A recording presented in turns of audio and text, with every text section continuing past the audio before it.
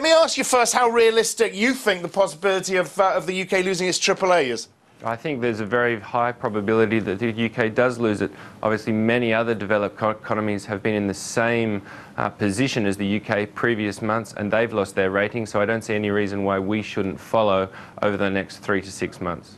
How come sterling's doing so well if we're worried about this?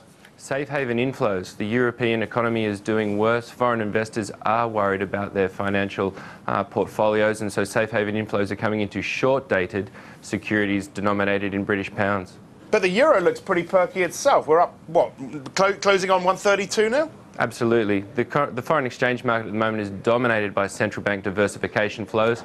Obviously, banks like the People's Bank of China, they buy dollars, they recycle some of those into euros, and then they recycle some of those again into British pounds, and that's dominating FX market volatility at the moment. How high is euro-dollar going to go, do you think? I think euro-dollar can go all the way to 133 before the end of the year. That, of course, is dependent upon the news that we get out of the Eurogroup meeting next Wednesday.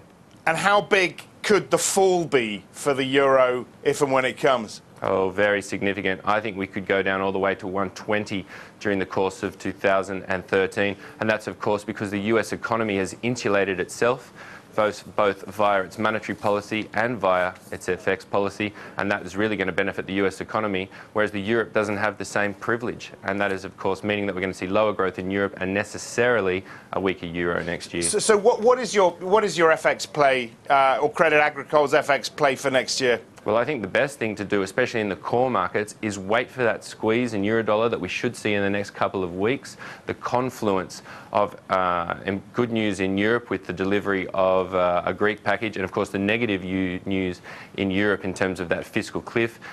Sell into that squeeze and then see euro-dollar fall throughout 2013, perhaps as low as 120.